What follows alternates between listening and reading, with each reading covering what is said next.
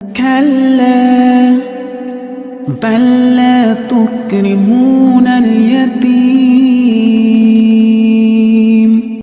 ولا تحاضون على طعام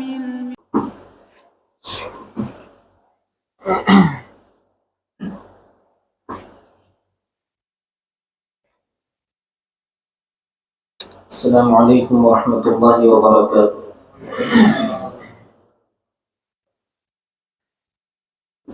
إن الحمد لله نحمده ونستعينه ونستغفره ونعوذ بالله من شرور أنفسنا وسيئات أعمالنا، من يهده الله فلا مضل له ومن يضلل فلا هادي له، وأشهد أن لا إله إلا الله وحده لا شريك له، وأشهد أن محمدا عبده ورسوله۔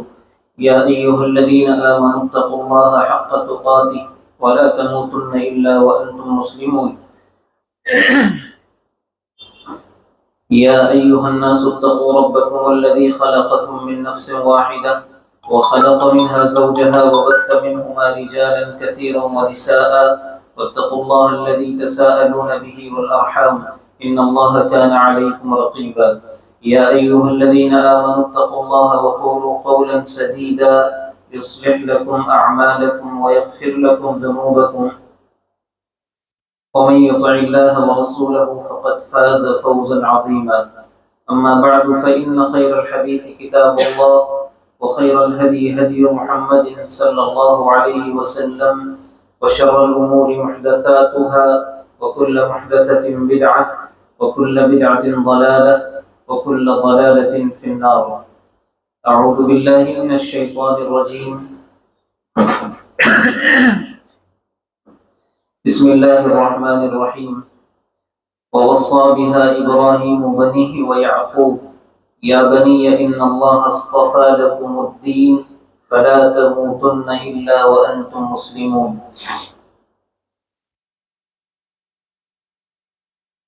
انتہائی قابل عزت، قابل احترام بزرگوں، نوجوان ساتھیوں، پیارے بچوں،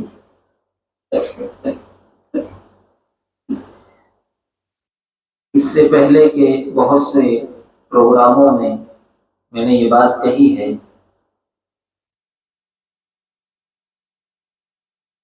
کہ آج کے اس دور میں وصیتیں اور نصیحتیں کرنے والے لوگ نہیں رہے، ورنہ پہلے لوگ اپنے سے بڑوں کے پاس، نیک لوگوں کے پاس جاتے تھے اور کہتے تھے کہ آپ ہمیں کچھ وصیتیں کریں، کچھ نصیحتیں کریں، اور پھر ان نصیحتوں پر لوگ عمل بھی کرتے تھے۔ چونکہ آج کا جو دور ہے، اس دور میں ہر انسان اپنے آپ کو نصیحت سے اوپر سمجھتا ہے، حالانکہ نصیحت سے اور وصیت سے کوئی آدمی اوپر نہیں۔ ہر آدمی کو نصیحت کی اور وصیتوں کی ضرورت ہے، اور یہ وصیتیں، یہ نصیحتیں انسان کی رہنمائی کرتی ہیں۔ قرآن حکیم کو آپ پڑھیں، اللہ تبارک و تعالی نے رسول اکرم صلی اللہ علیہ وسلم کو حکم دیا، وَذَكِّرْ فَإِنَّ الذِّكْرَى تَنفَعُ الْمُؤْمِنِينَ، آپ نصیحت کرتے رہیں اس لیے کہ نصیحت مومنوں کو فائدہ دیتی ہے۔ یہ سلسلے جاری رہنا چاہیے، انفرادی طور پر بھی اور اجتماعی طور پر بھی۔ قرآن حکیم کو آپ پڑھیں گے، انبیاء کرام علیہ السلام اپنی اولاد کو وصیتیں کرتے تھے، اور بڑا آدمی جب وصیت کرتا ہے تو وہ وصیتیں اپنی اولاد کے لیے، آنے والی نسلوں کے لیے خیر اور بھلائی کا ذریعہ ثابت ہوتی ہے۔ حضرت یعقوب علیہ السلام نے اپنی اولاد کو وصیت کی، ووصى بها ابراہیم بنیہ ویعقوب یا بنی ان اللہ اصطفى لکم الدین، اے میرے بچوں، اللہ نے تمہارے لیے دین چن لیا ہے، فلا تموتن الا وانتم مسلمون، لہذا تمہاری موت اسلام ہی پر ہو۔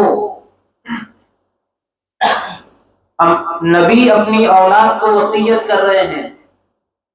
آج وصیتوں کی بہت زیادہ ضرورت ہے، کیونکہ انحرافات، گمراہیاں، ضلالتیں، بدعتیں ہر جگہ پھیلی ہوئی ہیں۔ اگر پیار بھرے انداز میں اپنی اولاد کو، اپنی قوم کو بار بار وصیتیں اور نصیحتیں نہ کی، یاد دہانی نہ کروائی کہ تمہارا دین کیا ہے، تمہارے نبی کون ہے، صراط مستقیم کیا ہے، تو ان وصیتوں کی غیر موجودگی میں کوئی اور آ کر کے انہیں نصیحت کرے گا اور وہ کسی اور راستے پر چل پڑیں گے۔ ام کنتم شہداء اذ حضر یعقوب الموت، موت کے وقت بھی حضرت یعقوب علیہ السلام سوال کر رہے وصیت کے انداز میں، ما تعبدون من بعدی، میرے بعد تم کس کی عبادت کرو گے؟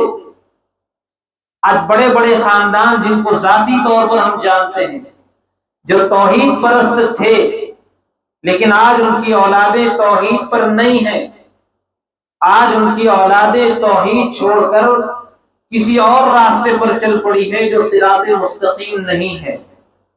ما تعبدون من بعدی، رات کو سونے سے پہلے اپنے بچوں سے سوال کرے تمہارا رب کون ہے، عبادت کس کی ہوگی، اسلام کیا ہے، دین کیا ہے۔ اور ایک بات میں ہمیشہ کہا کرتا ہوں کہ دین موروثی چیز نہیں ہے۔ موروثی چیز کا معنی یہ ہے کہ باپ کے مر جانے کے بعد وراثت کے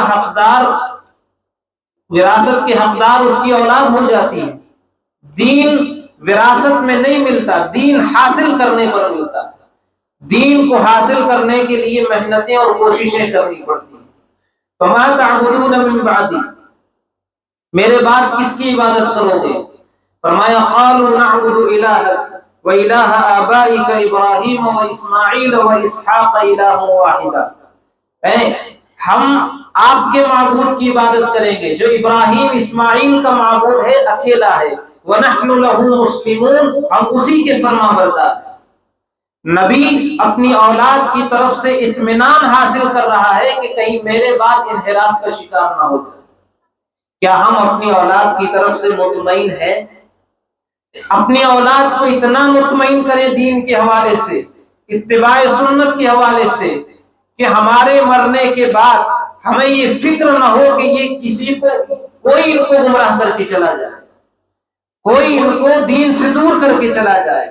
اور یاد رکھیں مومن کی ایک نشانی یہ ہے کہ مومن کسی کا غلط اثر قبول نہیں کرتا، بلکہ اپنا اچھا اثر دوسروں پر چھوڑتا۔ یہ ہو نہیں سکتا کہ مومن کسی کا غلط اثر اپنی زندگی میں لے لے، بلکہ اپنا اچھا اثر سماج اور معاشرے کے اندر وہ پھیلاتا ہے۔ آئیے اپنے اصل موضوع کی طرف۔ رسول اکرم صلی اللہ علیہ وسلم کی وصیت ہے۔ رسول اکرم صلی اللہ علیہ وسلم کے دن رات امت کی ہدایت کی فکر میں گزرے، دن میں لوگوں کو دعوتیں دے رہے ہیں، دین سمجھا رہے ہیں، اور رات میں اسی امت کی ہدایت کے لیے دعائیں بھی کر رہے ہیں۔ اور امت کی اتنی فکر تھی، امت کو توحید پر لانے کے لیے، صراط مستقیم کی طرف لانے کے لیے اتنی فکر تھی کہ قرآن حکیم کہہ رہا ہے کہ لعلک باخع نفسک الا یکونوا مؤمنین، کہ اگر یہ لوگ ایمان نہیں لائے تو کہیں آپ اس غم میں اپنے آپ کو ہلاک نہ کر دیں۔ اتنی فکر تھی۔ سب سے زیادہ ضرورت ہے انسانوں پر محنت کی، اور آج سب سے زیادہ محنت ہوتی ہے مٹی اور پتھر کی عالی شان عمارتیں بنانے۔ میں یہ نہیں کہتا کہ اس کی ضرورت نہیں ہے، ضرورت ہے، لیکن ہر چیز کا ایک درجہ ہے، وہ درجہ ہر چیز کو دیا جائے۔ سب سے زیادہ محنت ہے افراد کو تیار کرنے کی، افراد کی اصلاح کی، انفرادی طور پر بھی ہو اور اجتماعی طور پر بھی ہو۔ رسول اکرم صلی اللہ علیہ وسلم نے مختلف مواقع پر صحابہ کرام کو مختلف وصیتیں فرمائی، اور بڑا آدمی اگر وصیتیں کرتا ہے تو اس کے اندر خیر اور بھلائی ہوتی ہے، وہ اس راستے کو اپنی نگاہوں کے سامنے دیکھتا ہے جو اس کی اولاد کے لیے، اس کی قوم کے لیے، اس کی امت کے لیے بھلا ہوگا۔ اور رسول سے زیادہ بھلا چاہنے والا اس دنیا کے اندر کون ہوگا؟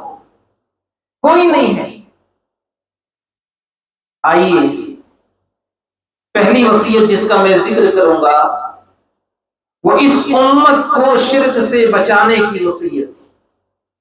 اور ایک بات اور یاد رکھیں، ہماری بدقسمتی یہ ہے کہ رسول نے سب سے زیادہ جس چیز سے روکا ہے امت سب سے زیادہ وہی کر رہی ہے۔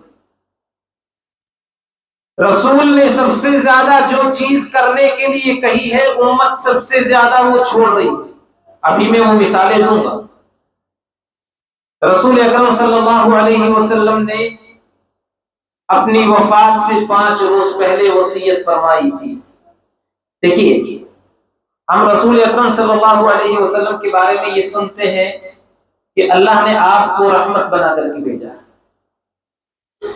آپ پر پریشانیاں آئیں، آپ نے بد دعا نہیں کی، آپ کو ستایا گیا، پریشان کیا گیا، طرح طرح کی اذیتیں پہنچائی، آپ نے کبھی بد دعا نہیں کی۔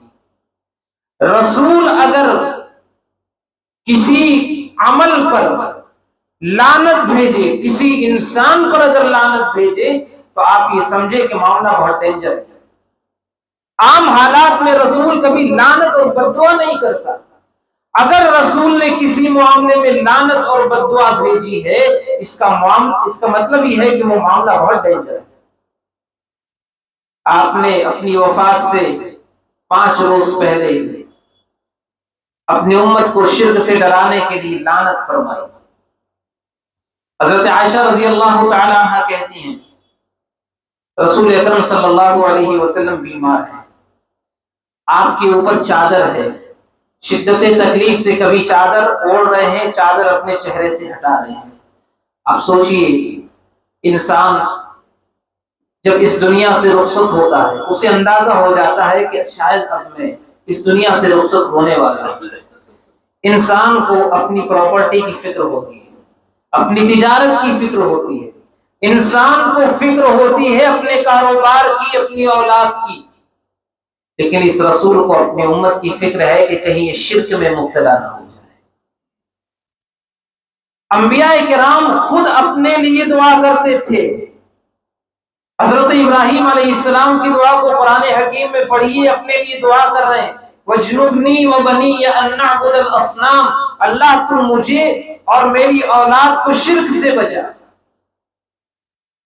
ضرورت ہے آج کے اس دور میں کہ ہم اپنے لیے، اپنی اولاد کے لیے دعا کریں شرک سے حفاظت کی، اس لیے کہ چاروں طرف سے شرک کے ماحول میں ہم گھرے ہوئے، کب ہم شرک کے اس فتنے میں مبتلا ہو جائے نہیں معلوم۔ دعا کریں، وصیتیں کریں، رسول اکرم صلی اللہ علیہ وسلم کی وصیتیں اپنی اولاد کو سنائیں۔ آپ بیمار ہیں، اور بیماری بھی کیسی؟ حضرت عبداللہ ابن مسعود رضی اللہ تعالیٰ عنہ آتے ہیں، دیکھتے ہیں کہ اللہ کے رسول کو بخار ہے، کہتے ہیں اللہ کے رسول آپ کو شدید بخار ہے؟ کہاں، مجھے تم میں سے 2 آدمیوں کے برابر بخار ہوتا ہے۔ ہم اپنا بخار برداشت نہیں کر پاتے، رسول کی بخار میں جو تکلیف ہے وہ 2 گنی ہے، لیکن حال کیا ہے؟ اس تکلیف میں بھی آپ امت کو نہیں بھولے، ہم رسول کو بھول جاتے ہیں۔ ہم بھول جاتے ہیں رسول کو، خوشی کے حالات میں، غمی کے حالات میں رسول کو بھول جاتے ہیں۔ رسول اپنی تکلیف میں بھی مجھے اور آپ کو نہیں بھولے، اور ڈرایا لعنت اللہ علی الیہود والنصارى اتخذوا قبور انبیائہم مساجد۔ اللہ کی لعنت ہو یہود و نصارہ پر، انہوں نے اپنے انبیاء کی قبروں کو سجدہ گاہ بنا لیا۔ آپ فرماتی ہیں کہ یحذر ما صنعوا، جو عمل انہوں نے کیا اس عمل سے آپ امت کو ڈرا رہے ہیں کہ یہ عمل نہ کرنا۔ آج سماج اور معاشرے کا جائزہ لیں، جس چیز سے رسول نے سب سے زیادہ ڈرایا امت کو، امت آج مختلف تعبیروں کے ذریعے اس کام کو حلال بنا کر کے اس پر عمل کر رہی ہے۔ اسی لیے میں کہتا ہوں آج سب سے زیادہ ضرورت ہے ہماری مساجد کے اندر عقیدہ توحید کے دروس کا اہتمام کرنے کی۔ آج وہ اہتمام ہماری مساجد میں نہیں ہے۔ کم از کم ہم اپنی نسلوں کو، اپنی جماعت کو اتنا عقیدہ پڑھا دے، اتنے عقیدہ توحید کے دلائل ان کے ذہن و دماغ میں بٹھا دے کہ وہ شرک کی راہ پر نہ جائیں۔ سب سے زیادہ ضرورت ہے کتابیں پڑھانے کی، صرف دروس نہیں، مستقل کتابیں پڑھانے کی ضرورت ہے۔ پہلی چیز، آپ نے امت کو شرک سے ڈرایا، وصیت کی کہ اس عمل سے محفوظ رہنا۔ نمبر 2، حالانکہ شرک اور توحید پر ایک لمبی گفتگو کی جا سکتی ہے، اس سے پہلے کی جتنی امتیں ہلاک ہوئی ہیں، قرآن حکیم کہتا ہے کان اکثرهم مشرکین، ہلاک ہونے والی اکثر امتیں مشرک تھیں، اس لیے کہ شرک سب سے بڑا گناہ ہے۔ حضرت لقمان علیہ السلام اپنے بیٹے کو وصیت کر رہے ہیں لا تشرک باللہ، اللہ کے ساتھ شرک نہ کرنا۔ وصیتیں کریں، نصیحتیں کرتے رہیں، توحید کا معنی اور مفہوم سمجھائیں، شرک کی قباحتوں اور مذمتوں کو واضح کریں۔ نمبر 2، مشہور روایت ہے، حضرت عرباض بن ساریہ رضی اللہ تعالی عنہ کہتے ہیں رسول اکرم صلی اللہ علیہ وسلم نے نماز پڑھائی، نماز پڑھانے کے بعد آپ ہماری طرف متوجہ ہوئے، اور متوجہ ہونے کے بعد آپ نے ہمیں ایسا خطبہ ارشاد فرمایا، ایسی نصیحتیں کی، وجلت منها القلوب وذرفت منها العیون، آنکھیں بہہ پڑی، دلوں میں ایک ڈر پیدا ہو گیا۔ آج پتہ ہے سب سے زیادہ تقریریں وہ پسند ہیں جو فنی تقریریں، آج ہر چیز میں ہمیں وہ تقریریں اور وہ چیزیں ہمیں چاہیے جس کے اندر آدمی کو لطف آئے۔ رسول اکرم صلی اللہ علیہ وسلم نصیحتیں کرتے تھے جن نصیحتوں سے انسان کے دل میں عمل کی رغبت پیدا ہوتی، گناہوں کا ڈر پیدا ہوتا۔ آپ نے ایسی جامع نصیحتیں فرمائی کہ دل ڈر گئے، آنکھیں بہنے لگی۔ میں اسی لیے کہتا ہوں اپنا محاسبہ کریں، زندگی کی وہ کون سی رات ہے، زندگی کی وہ کون سی تنہائی ہے جس تنہائی میں بیٹھ کر اللہ کے خوف سے ہماری آنکھوں سے آنسو نکلے۔ اپنے آپ کو ہمیشہ اپ ڈیٹ کریں۔ دیکھیے یہ موبائل ہے نا ہم چلاتے، اس سے بھی کچھ سیکھیں، ہر چند دنوں کے بعد یہ اپ ڈیٹ مانگتا ہے۔ اپنے آپ کو بھی اپ ڈیٹ کریں، اپنے آپ کی اصلاح کرنے کی ہم کوشش کریں کہ آخر یہ آنکھیں سوکھی ہوئی کیوں ہیں، ان آنکھوں میں اللہ کے ڈر سے آنسو کیوں نہیں بہ رہے، ہمارے دل اتنے سخت کیوں ہو گئے کہ قرآن کی آیات سنتے ہیں بیزاری ہوتی ہے کہ امام نے اتنی لمبی نماز کیوں پڑھا۔ قرآن کا لطف، قرآن کا مزہ تو اتنا آنا چاہیے۔ حضرت حذیفہ رضی اللہ تعالی عنہ اللہ کے رسول کے پیچھے نماز پڑھتے ہیں، آپ نے سورہ بقرہ پڑھی، سورہ نساء پڑھی، سورہ آل عمران پڑھی، کیا لطف آتا ہوگا۔ لمبی لمبی نمازیں صحابہ کرام پڑھتے، ہمیں بے چینی ہونے لگتی ہے۔ خیر ہے، بات کہیں رخ نہ بدل لے۔ صحابہ کرام نے جب وہ بات سنا تو کہنے لگے اللہ کے رسول صلی اللہ علیہ وسلم، ایسا لگتا ہے گویا کہ رخصت ہونے والا آدمی الوداعی نصیحتیں کر رہا ہے۔ اب ہمیں کچھ نصیحتیں کرے. آپ نے فرمایا اوصیکم بتقوی اللہ والسمع والطاعہ، میں تمہیں اللہ سے ڈرنے کی وصیت کرتا ہوں. یہ جو اللہ کا ڈر ہے نا، چھوٹا سا لفظ ہے، لیکن انبیاء کرام کی دعوت کا خلاصہ ہے تقوی. عبادتوں کا مقصد ہے تقوی. کامیابی اس کے بغیر نہیں مل سکتی، اور ہم فتنوں سے اور پریشانیوں سے بچ نہیں سکتے جب تک تقوی نہیں آئے گا. اب قرآن حکیم کی اگر آیات اس حوالے سے پڑھ جاؤں تو شاید وقت مختصر ہو جائے. اللہ نے فرمایا وَلَقَدْ وَصَّيْنَا الَّذِينَ أُوتُوا الْكِتَابَ مِنْ قَبْلِكُمْ وَإِيَّاكُمْ أَنِ اتَّقُوا اللَّهَ، ہم نے آپ کو بھی وصیت کی، تم سے پہلے لوگوں کو بھی وصیت کی کہ اللہ سے ڈرو. اللہ نے اپنے رسول کو حکم دیا یا ایھا النبی اتق اللہ، اے نبی اللہ سے ڈرو.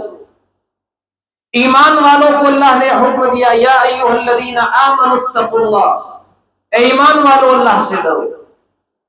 کامیابی کس کے لیے؟ ان للمتقین مفازا، کامیابی متقیوں کے لیے. جنت کس کے لیے ہے؟ اعدت للمتقین، متقیوں کے لیے تیار کی گئی ہے. آج جو کچھ حالات ہے، اگر مسلمان تقوی اختیار کر لے سازشیں ناکام ہو جائیں گی. پڑھیے قرآن حکیم کو وَإِن تَصْبِرُوا وَتَتَّقُوا لَا يَضُرُّكُمْ كَيْدُهُمْ شَيْئًا، اگر تم صبر کر لو، اللہ کا تقوی اختیار کر لو، ان کی سازشیں کچھ بھی تمہیں نقصان نہیں پہنچائیں گی. یہ میری بات نہیں، قرآن حکیم کی بات ہے. ضرورت ہے کہ ہم اللہ کے ڈر کی طرف آئیں. اور اللہ کا ڈر کیا ہے؟ جن چیزوں کا اللہ نے حکم دیا ہے ہم کرنے لگے، جن چیزوں سے اللہ نے روکا ہے ہم اس سے بچنے لگے. اور اس کے لیے ضرورت ہے اللہ سے توفیق مانگے. تقوی اللہ کی توفیق کے بغیر نہیں ملتا. رسول اکرم صلی اللہ علیہ وسلم اکثر جو دعا کرتے تھے ان میں سے ایک دعا یہ بھی تھی اللہم انی اسألک الہدی والتقی، اے اللہ میں تجھ سے ہدایت مانگتا ہوں، تجھ سے تقوی کا سوال کرتا ہوں. ہم نے کبھی اللہ سے تقوی مانگا ہے؟ ہماری دعاؤں میں دنیا ہے. ہم اللہ سے مال مانگتے، ہم اللہ سے اولاد مانگتے، ہم اللہ سے دنیاوی چیزیں مانگتے، دین نہیں مانگتے. اس لیے کہ جن چیزوں کو ہم اپنے لیے ضرورت سمجھتے ہیں وہی اللہ سے مانگتے ہیں. دین اگر ہمارے لیے ضروری ہوتا تو سب سے زیادہ ہم دین مانگتے ہیں اللہ سے. غور کیجیے اللہ کے رسول کی دعاؤں پر، ایک الگ موضوع ہے. تو آپ نے فرمایا میں تمہیں اللہ سے ڈرنے کی وصیت کرتا ہوں اور حکمرانوں کی بات سننے کی اور اطاعت کی وصیت کرتا ہوں. اگر تمہارے اوپر کوئی حبشی غلام بھی حکمران بنایا جائے اس کی بات بھی مانو، سنو، بغاوت نہ کرو، جب تک کہ وہ تمہیں اللہ کی نافرمانی کی طرف نہ بلائے. ٹھیک ہے. پھر آپ نے فرمایا علیکم بسنتی، میری سنتوں کو لازم پکڑو. اب دیکھیے میں اکثر یہ بات کہا کرتا ہوں نکاح کے موقع پر ایک حدیث پڑھتے ہیں النکاح من سنتی، نکاح میری سنتوں میں سے ایک سنت ہے. اور آتے چہرہ صاف کر کے سنت کی ادائیگی کے لیے آ رہے ہیں. ایک ہی کام سنت ہو رہا ہے، باقی سارے کام سنت کے خلاف ہو رہا ہے. نجات اس وقت تک ممکن نہیں ہے جب تک کہ سنت کی اتباع نہیں ہو. اب قرآن حکیم کو پڑھیے فَلْيَحْذَرِ الَّذِينَ يُخَالِفُونَ عَنْ أَمْرِهِ أَن تُصِيبَهُمْ فِتْنَةٌ. لوگوں کو ڈرنا چاہیے، آپ کی حکم کی مخالفت کرنے سے بچے. دیکھیے پچھلی قومیں بنی اسرائیل، موسیٰ علیہ السلام کی قوم ہلاک کیوں ہوئی؟ اس لیے نہیں ہوئی کہ انہوں نے کتاب کا انکار کیا، اس لیے ہلاک ہوئی کہ انہوں نے اپنے رسول کی مخالفت کی. ورنہ تورات تو بعد میں نازل ہوئی. بنی اسرائیل کے ہلاک ہونے کا سبب یہ بھی تھا سنت کی مخالفت، اپنے رسول کی مخالفت۔ میرے بھائیوں، آپ نے فرمایا عضوا علیہا بالنواجذ، دانتوں سے مضبوط پکڑ لینا، یہی ایک راستہ ہے فتنوں سے بچنے کا۔ آپ نے فرمایا کہ میرے بعد جو بھی زندہ رہے گا اختلافات کی بھرمار ہوگی، فَسَيَرَىٰ اخْتِلَافًا كَثِيرًا، ایسے وقت میں میری سنت کو لازم پکڑنا۔ اور آپ نے فرمایا تھا کہ بدعتوں سے بچنا۔ آپ غور کیجئے، ایک بات اور، وصیت کی بات آئی ہے نا، صحابہ کرام میں کوئی بدعتی تھا؟ کوئی نہیں تھا، پھر بھی صحابہ کرام کو بدعتوں سے ڈرا رہے، برائی ہو نہ ہو لیکن برائیوں سے ڈرائے، نیکیوں کی وصیتیں ہمیشہ کرتے رہے۔ یہاں پر سنت کو لازم پکڑنے کی وصیت کر رہے ہیں۔ صحابہ کرام نے رسول کی اطاعت ان کاموں میں کی جن میں واجب نہیں تھی، پھر بھی۔ اور ہم تو جو چیزیں فرض ہیں ان میں بھی نہیں کر رہے، جن چیزوں میں اطاعت واجب اور ضروری نہیں تھی صحابہ کرام نے ان میں بھی اطاعت کی۔ ہمارا حال تو یہ ہے کہ واجب اور فرض چیزوں میں بھی اطاعت نہیں کرتے۔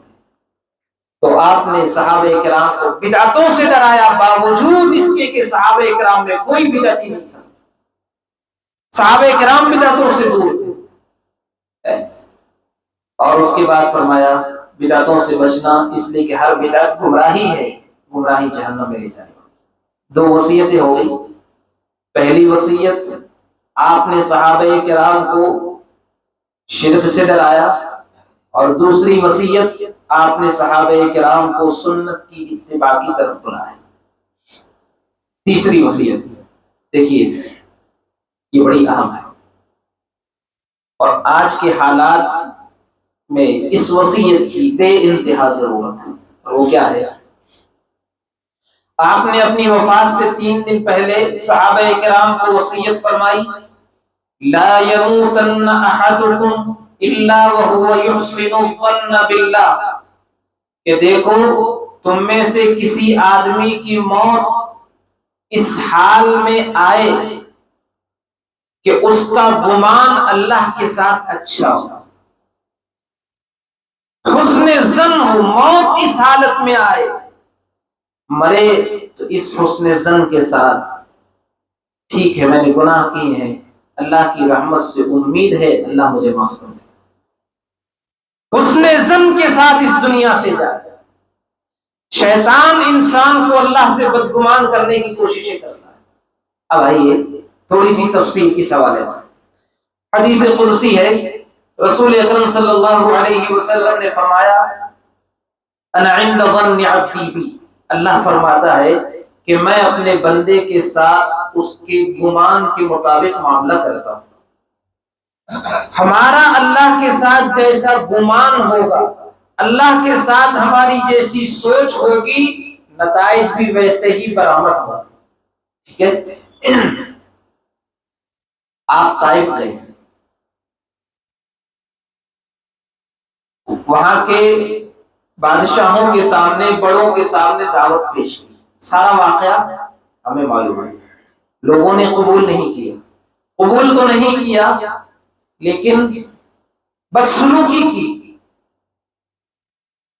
آپ کے اوپر پتھر برسائے گئے، اللہ نے فرشتہ بھیجا، پہاڑوں کے فرشتے بھیجے کہ آپ کہیں تو ان پہاڑوں کے بیچ میں انہیں ہلاک کر دیا جائے۔ آپ نے کیا فرمایا؟ نہ،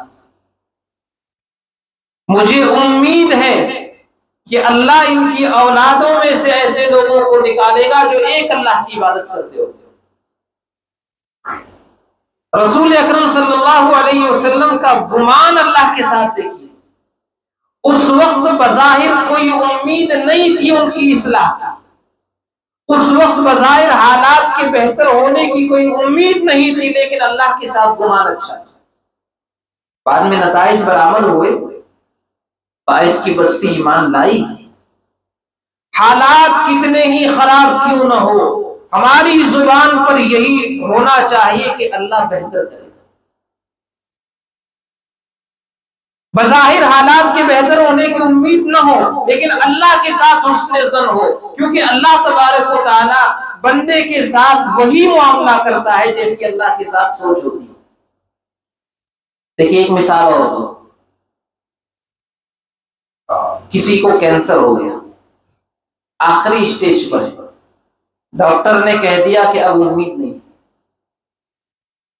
ہماری زبانوں پر بھی مایوسیوں کی باتیں ہی آتی ہیں۔ ٹھیک ہے ڈاکٹر اب بے بس ہو گیا، اب اس کے پاس علاج کے لیے وہ وسائل نہیں ہے، لیکن ہم اللہ سے تو اچھی امید رکھیں کہ اللہ اچھا کر دے گا، اور جیسی سوچ ہوتی ہے ویسا ہی اللہ معاملہ کرتا ہے۔ ہم یہ کہہ دیتے کہ نہیں اب اس کا معاملہ ختم ہے، اللہ اس کو ختم کر دیتا ہے۔ سوچ اچھی رکھے۔ ایک اور مثال دوں، ہم پیسے جمع کرتے ہیں، ہم میں سے ہر آدمی تھوڑا بہت انویسٹ کرتا ہے۔ سوچ کیا ہے؟ بڑھاپے میں، بیماری میں کام آئے، یہی ہے نا؟ سوچ ہماری یہ ہے، بیماری پھر آتی ہے، کیونکہ اللہ کا فرمان ہے کہ میں اپنے بندے کے ساتھ اس کی سوچ کے مطابق معاملہ کرتا ہوں، جیسی سوچ ہوگی ویسا ہی معاملہ بھی ہوگا۔ آپ نے سوچ کی ایسی، بھائی یہ بھی تو سوچ رکھ سکتے ہیں میں پیسہ جمع کروں، میں مسجد بناؤں گا، میں کسی غریب کو پڑھا دوں گا، تعلیم یافتہ بنا دوں گا۔ آخر یہی سوچ کیوں ہے مایوسی والی کہ بیماری میں کام آئیں گے، بڑھاپے میں اگر اولاد نے ہمیں چھوڑ دیا تو کام آئے، اولاد چھوڑ دی۔ اللہ کا فرمان ہے انا عند ظن عبدی بی، میں اپنے بندے کے ساتھ اس کے گمان کے مطابق معاملہ کرتا ہوں، جیسی سوچ رکھو گے ویسا ہی معاملہ اللہ کرے گا۔ سوچ ہمیشہ پوزیٹو ہونی چاہیے، مثبت ہونی چاہیے، حالات کتنے ہی خراب کیوں نہ ہو، لیکن ہماری زبان پر یہ ہو اللہ بہتر کرے گا، اللہ آسان کرے گا، اللہ خیر کا معاملہ کرے گا۔ اور یہی وصیت آپ نے اپنی امت کو اپنی وفات سے 3 دن پہلے کی کہ دیکھو تمہاری موت اس حالت میں آئے کہ تمہارا گمان اللہ کے ساتھ اچھا ہو۔ ہم سوچتے مرنے کے بعد ہماری اولاد کا کیا ہوگا، چھوڑ دیں اللہ کے اوپر۔ یہ بڑا اہم ترین معاملہ ہے، اور اہم ترین وصیت رسول اکرم صلی اللہ علیہ وسلم نے صحابہ کرام کو کی تھی۔ اور ایک وصیت آپ نے دنیا پرستی سے بچنے کی وصیت، وصیت کیا ہے؟ حضرت عقبہ ابن عامر رضی اللہ تعالیٰ عنہ فرماتے ہیں کہ نبی کریم صلی اللہ علیہ وسلم ایک دن نکلے، آپ نے شہدائے احد کے لیے مغفرت کی دعا کی، پھر آپ منبر کی طرف متوجہ ہوئے اور فرمایا انی فرطکم علی الحوض، میں حوض پر، حوض کوثر پر سب سے پہلے آؤں گا، وانا شہید علیکم، میں تمہاری گواہی دوں گا۔ اور پھر آپ نے فرمایا واللہ لانظر الی حوضی الان، اللہ کی قسم میں حوض کو دیکھ رہا ہوں۔ اور اس کے بعد آپ نے کیا فرمایا؟ وَإِنِّي قَدْ أُعْطِيتُ مَفَاتِيحَ خَزَائِنِ الْأَرْضِ، مجھے زمین کے خزانوں کی چابیاں دی گئی ہیں۔ وَإِنِّي وَاللَّهِ مَا أَخَافُ بَعْدِي، اب یہ سخت ترین جملہ ہے۔ آپ نے فرمایا اللہ کی قسم میری وفات کے بعد مجھے اس بات کا ڈر نہیں ہے کہ تم شرک کرنے لگو گے، لیکن مجھے ڈر اس بات کا ہے کہ دنیا کے معاملے میں ایک دوسرے سے آگے بڑھنے کی کوشش کرو گے۔ آج یہی صورتحال ہے۔ انسان کے غافل ہونے کے اسباب میں سے ایک بڑا سبب الہاکم التکاثر حتی زرتم المقابر، زیادتی کی لالچ نے تمہیں غافل کر دیا۔ اور یہ اتنی خطرناک چیز ہے، اتنی خطرناک چیز۔ آپ نے فرمایا تھا بادروا بالاعمال فتنا كقطع الليل المظلم، نیک اعمال میں جلدی کرو، نیک اعمال میں جلدی کرو ان فتنوں کے آنے سے پہلے جو اندھیری رات کے ٹکڑوں کی مانند ہوں۔ آپ کسی جنگل میں جائیں، اندھیری رات ہو، آدمی کو رستہ سجائی نہیں دیتا، فتنے ایسے ایسے آئیں گے، انسان کو سجائی نہیں دے گا کہ وہ کیا کرے۔ ان فتنوں کے آنے سے پہلے عمل میں جلدی کرو۔ اور اس دور میں انسان کا حال کیا ہوگا پتہ ہے؟ آدمی صبح مومن ہوگا، شام کو کافر ہو جائے۔ یصبح الرجل مؤمنا ویمسی کافرا ویمسی مؤمنا ویصبح کافرا، شام کو مومن ہوگا، صبح کو کافر ہو جائے گا۔ یبیع الرجل دینہ بعرض من الدنیا، آدمی دنیا کی معمولی سی قیمت کے بدلے میں اپنے دین کو بیچ دے گا۔ آخرت کے مقابلے میں دنیا بہت تھوڑی ہے۔ ہنسی کی کسی پر اعتماد نہیں ہوتا، کب آدمی بک جائے، کب کوئی کسی انسان کو خرید لے، کچھ نہیں کہا جا سکتا۔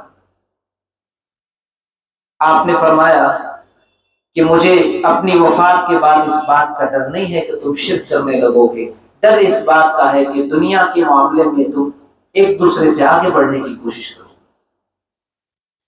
رسول اکرم صلی اللہ علیہ وسلم نے حضرت عبد الرحمن ابن عوف رضی اللہ تعالی عنہ کو بحرین بھیجا تھا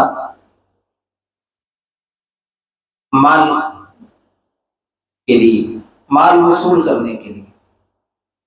جب مال لے کر کے آئے، صحابہ کرام کو پتہ چلا، صحابہ کرام مسجد میں جمع ہو گئے۔ آپ نے فرمایا کہ شاید تمہیں خبر مل گئی ہے کہ عبد الرحمن ابن عوف آ گئے ہیں۔ صحابہ کرام نے کہا کہ ہاں۔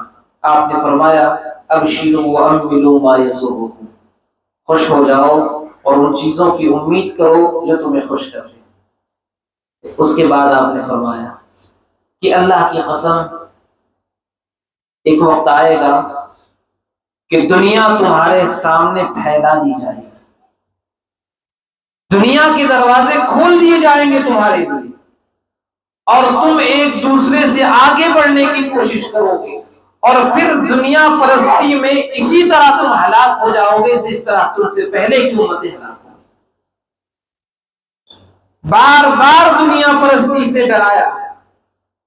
یہ نہیں کہتے کہ انسان دنیا حاصل نہ کرے، ہم اس کے خلاف نہیں ہیں، لیکن دنیا پرستی میں انسان اتنا آگے بڑھ جائے کہ پھر حلال و حرام کی تمیز نہ کرے، انسان کو اللہ کی عبادتوں کا وقت نہ ملے، یہ مذموم ہے۔ ورنہ مالداری میں صحابہ کرام بھی مالدار تھے، ایسا نہیں تھا کہ صحابہ کرام مالدار نہیں تھے، لیکن مالدار کے ساتھ دیندار بھی تھے۔ ایک آخری چیز، رسول اکرم صلی اللہ علیہ وسلم کا جو آخری کلام تھا اس دنیا سے رخصت ہوتے ہوئے، اس کے بعد آپ نے کوئی کلام نہیں کیا، اس کے بعد آپ نے کوئی وصیت صحابہ کرام کو نہیں کی، اس امت کے نام کوئی وصیت صحابہ کرام کو آپ نے نہیں کی۔ وہ کیا تھی؟ آپ نے آخری وصیت صحابہ کرام کو کی، اس امت تک صحابہ کرام نے پہنچائی، وہ تھی الصلاۃ الصلاۃ وما ملکت ایمانکم، نماز کا خیال رکھنا۔ اور یہ بات میں نے پہلے ہی بتائی کہ جن چیزوں کا رسول اکرم صلی اللہ علیہ وسلم نے سب سے زیادہ حکم دیا، آج امت سب سے زیادہ اس کو چھوڑ بیٹھی، اور جن چیزوں سے روکا ہے امت سب سے زیادہ وہ کر رہی ہے۔ آپ سوچئے کہ یہ وصیت کتنی اہم ہوگی کہ آخری جو نصیحت اور وصیت تھی وہ نماز کی تھی۔ حضرت عائشہ رضی اللہ تعالی عنہا سے کسی نے رسول اکرم صلی اللہ علیہ وسلم کی بیماری کے بارے میں پوچھا، کہنے لگی اللہ کے نبی علیہ الصلوۃ والسلام بیمار تھے، صحابہ کرام مسجد میں انتظار کر رہے ہیں، جیسے ہی آپ کو افاقہ ہوا آپ نے صحابہ کرام سے ہوش میں آتے ہی کیا سوال کیا تھا؟ اصل الناس، کیا لوگوں نے نماز پڑھ لی؟ بیماری کے عین بیماری کی شدت میں صحابہ کرام سے جو سوال کیا، آپ سوچئے ایک آدمی آئی سی یو میں ہے، جیسے ہی فاقہ ہو اس کا پہلا سوال کیا ہوتا ہے؟ اللہ توفیق دے تو الگ چیز ہے، ورنہ آدمی اپنی اولاد کے بارے میں پوچھتا ہے، اپنی بیوی کے بارے میں پوچھتا ہے، اپنے کاروبار کے بارے میں سوال کرتا ہے، اپنی صحت کے بارے میں انسان پوچھتا ہے کیا رپورٹ ہے۔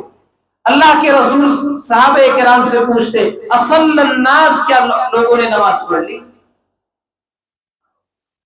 آپ نے فرمایا، صحابہ کرام نے کہا کہ نہیں، وَهُمْ يَنْتَظِرُونَكَ يَا رسول اللہ، اللہ کے رسول لوگ آپ کا انتظار کر رہے ہیں۔ آپ نے پانی منگوایا، غسل کیا، پھر آپ بے ہوش ہو گئے۔ پھر جیسے ہی ہوش آیا وہی سوال، اصل الناس، کیا لوگوں نے نماز پڑھ لی؟ وہی جواب، وَهُمْ يَنْتَظِرُونَكَ يَا رسول اللہ، اللہ کے رسول لوگ آپ کا انتظار کر رہے ہیں۔ پھر آپ نے پانی منگوایا، پانی ڈالا اپنے اوپر، افاقہ ہوا، پھر بے ہوش ہوئے۔ 4 مرتبہ یہ کیفیت ہوئی۔ جب 4 مرتبہ یہ کیفیت ہوئی، آپ نے کہا ابو بکر کو حکم دو کہ وہ نماز پڑھے۔ آپ نہیں جا سکے۔ آپ سوچئے آخری وقت میں جس عبادت کی فکر تھی وہ نماز تھی، آخری وصیت جو اللہ کے رسول نے اس امت کے نام کی تھی وہ نماز تھی۔ آپ غور کیجئے اس نماز کو ہم کتنا ضائع کریں۔ الصلاۃ الصلاۃ، نماز قائم کرنا، وما ملکت ایمانکم، اور جو تمہارے ماتحت ہے نا، جو تمہارے انڈر میں ہیں، ان کا خیال رکھنا۔ آج سوچئے ہمارے جو ماتحت ہیں کس ذلت کے ساتھ وہ زندگی گزارتا ہے۔ ماتحت ہے اس کا مطلب یہ ہے کہ ہماری جوتی کے نیچے۔ رسول کی آخری وصیت تھی آخری نماز کے بعد کہ جو تمہارے ماتحت ہیں ان کا خیال رکھنا، چاہے وہ بیوی ہو، چاہے وہ بچے ہوں، چاہے وہ تمہارے اندر میں کام کرنے والے لوگ ہوں، ان کا خیال رکھنا۔ آج سب سے زیادہ ذلیل طبقہ ہوئی ہے، اللہ یہ اللہ نے جس کو توفیق دی ہے وہ ایک الگ چیز ہے، ورنہ اگر کہیں نوکری کی بات آئے تو بڑا ڈر لگتا ہے، بہت ڈر لگتا ہے۔ آج آدمی تیار نہیں ہے کسی کی ماتحتی میں کام کرنے کے لیے۔ آپ کو ایک بات بتاؤں، 3 لوگ کم ہی کسی کی تعریف کرتے ہیں۔ بیوی اپنے شوہر کی جلدی تعریف نہیں کرے گی، پڑوسی اپنے پڑوسی کی تعریف نہیں کرے گا، اور ماتحت اپنے مالک اور اپنے سیٹ کی کبھی جلدی تعریف نہیں کرے گا۔ حضرت انس کہتے ہیں رضی اللہ تعالی عنہ، میں نے 10 سال اللہ کے رسول کی خدمت کی، اللہ کے رسول نے 10 سال میں کبھی مجھے اف تک نہیں کہا، 10 سال میں اف تک نہیں کہا۔ ہم تو گالیاں بھی بول دیتے، ہم تو دھکے بھی دے دیتے۔ اللہ کے رسول سے پوچھا گیا کہ ہم اپنے ماتحتوں کو دن میں کتنی مرتبہ معاف کریں؟ آپ نے فرمایا 70 مرتبہ۔ ہمارے اندر وہ برداشت نہیں رہی، اس لیے لوگ ہمارے پاس نہیں رہتے، لوگ ہم سے نفرت کرتے ہیں۔ ضرورت اس بات کی ہے کہ ہم ان نصیحتوں کو بار بار پڑھیں، حالانکہ اور بھی بہت ساری وصیتیں ہیں۔ اللہ کے رسول کے پاس ایک آدمی آیا، اللہ کے رسول آپ مجھے نصیحت کریں، لیکن نصیحت بھی مختصر، نصیحت کرے اور نصیحت کیسی ہو؟ مختصر ہو۔ آپ نے پہلی نصیحت اور وصیت فرمائی، اذا قمت فی صلاتک، جب تم نماز کے لیے کھڑے ہو، فصلی صلاۃ مودع، نماز اس طرح پڑھنا گویا کہ آخری نماز ہو۔ اور آج ہی میں اپنے ایک ساتھی سے کہہ رہا تھا، اور یہ حقیقت ہے کہ اب میں کہیں بھی جاتا ہوں، کسی سے ملاقات کرتا ہوں، میں یہ سمجھتا ہوں کہ شاید میری آپ سے آخری ملاقات ہے۔ آپ سوچئے ہماری جماعت کے ذمہ داری یونس بھائی ہٹے کٹے آدمی تھے، کسے معلوم تھا کہ سفر سے جب واپس آؤں گا تو ان سے ملاقات نہیں ہوگی۔ اللہ ان کی مغفرت فرمائے، اللہ ان کی نیکیوں کو قبول فرمائے، اللہ ان کی سیئات سے درگزر فرمائے۔ اللہ کے رسول نے کہا تھا جب بھی نماز کے لیے کھڑے ہو کہ سمجھو کہ یہ میری آخری نماز ہے، اس نماز کے بعد میری اللہ سے ملاقات ہونے والی ہے۔ جب اس طرح کی نمازیں ہوں گی تو نماز میں خشوع آئے، اللہ سے تعلق انسان کا پیدا ہوگا، اللہ سے انسان کا قرب بڑھے گا۔ فرمایا کہ جب بھی تم نماز کے لیے کھڑے ہو اس انداز میں پڑھنا کہ یہ آخری نماز ہے۔ لہذا دعا کرو کہ اللہ ایسی نمازیں ہمیں نصیب فرمائے۔ اللہ سے دعا کرو کہ ایسی نمازیں ہوں جو ہماری اصلاح کر دیں۔ اللہ سے دعا ہے رب العالمین جو کچھ باتیں ذکر کی گئی اللہ ہم سب کو اس پر عمل کی توفیق عطا فرمائے۔ رب العالمین ہمیں ان نصیحتوں کو سامنے رکھتے ہوئے اپنی زندگی گزارنے کی توفیق عطا فرمائے۔ رب العالمین جب تک زندہ رکھے کتاب و سنت پر زندہ رکھے۔ رب العالمین ہمیں کتاب و سنت پر استقامت عطا فرمائے۔ رب العالمین ہر قسم کے شر سے فتنوں سے ہماری حفاظت فرمائے۔ وآخر دعوانا الحمدللہ رب العالمین۔ السلام علیکم ورحمۃ اللہ وبرکاتہ۔